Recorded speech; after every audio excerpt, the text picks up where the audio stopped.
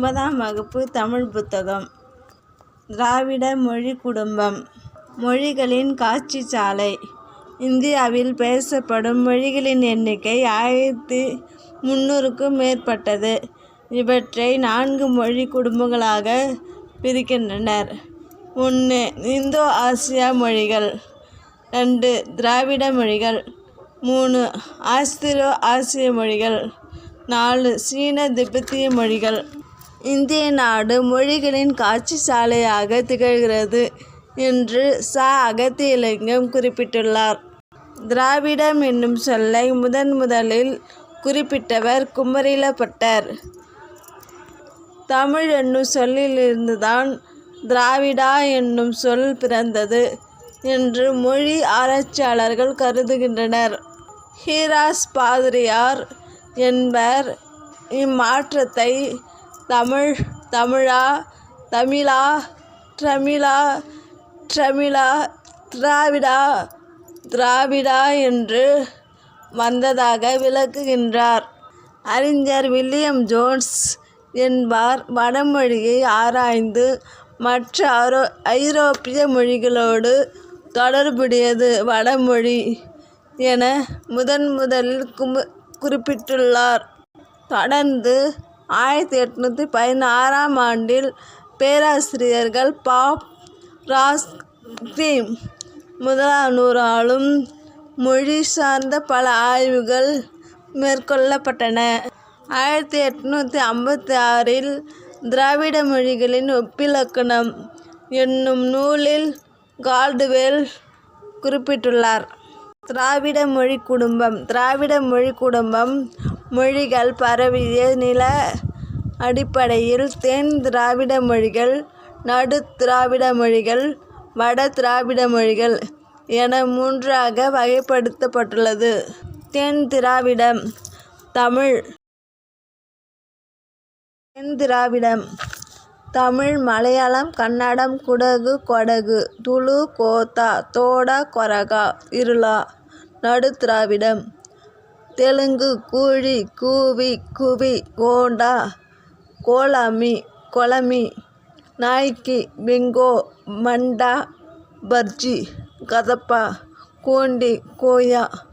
வட திராவிடம் குருக், மால்தோ, பிராக்ரி. மேலுள்ள பட்டியலில் உள்ள 24 மொழிகள் தவிர அண்மையில் கண்டறியப்பட்ட எருக்கலா, தங்கா, குறும்பா, சோழிக்கா ஆகிய 4 மொழிகளையும் சேர்த்து திராவிட மொழிகள் மொத்தம் 28 என கூறுவர். திராவிட மொழியோட பொது பண்புகள். சொற்களின் இன்றியமையாத பகுதி வேர்ச்சொல், அடிச்சொல் எனப்படும்.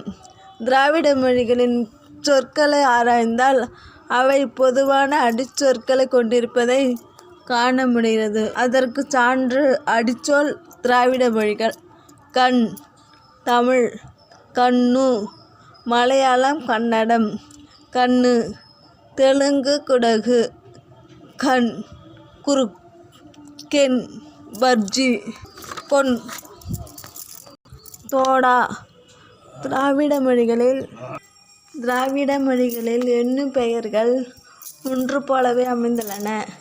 3 தமிழ், 3 மலையாளம், 3 தெலுங்கு, 3 கன்னடம், 3 துளு. சில திராவிட மொழிகளின் பழமையான இலக்கிய இலக்கணங்கள். தமிழ் சங்க இலக்கியம் பொ.ஆ.மு. 5 தொல்காப்பியம் பொ.ஆ.மு. 3ஆம் நூற்றாண்டு அளவில். தமிழ் இலக்கிய வரலாறு மு.வா. சாகித்ய அகாதமி. கன்னடம் கவிராஜ மார்க்கம் பொ.ஆ. 9ஆம் நூற்றாண்டு. கவிராஜ மார்க்கம் பொ.ஆ. 9ஆம் நூற்றாண்டு. இந்திய இலக்கண கொள்கையின் பின்னணியில் தமிழ் இலக்கணம் செ. வை. சண்முகம். தெலுங்கு பாரதம் பொ.ஆ. 11ஆம் நூற்றாண்டு. ஆந்திர பாஷா பூஜனம் பொ.ஆ. 12ஆம் நூற்றாண்டு. மலையாளம் ராமசரிதம் பொ. ஆ. 12ஆம் நூற்றாண்டு. லீலா திலகம் பொ. ஆ. 15ஆம் நூற்றாண்டு. மலையாள இந்திய வரலாறு சாகித்ய அகாதமி. திராவிட மொழிகளில் சொல் ஒற்றுமை பற்றி கொடுக்கப்பட்டுள்ளது. இந்த கட்டத்தில் கொடுக்கப்பட்டுள்ளது. பார்த்து படித்து கொள்ளுங்கள்.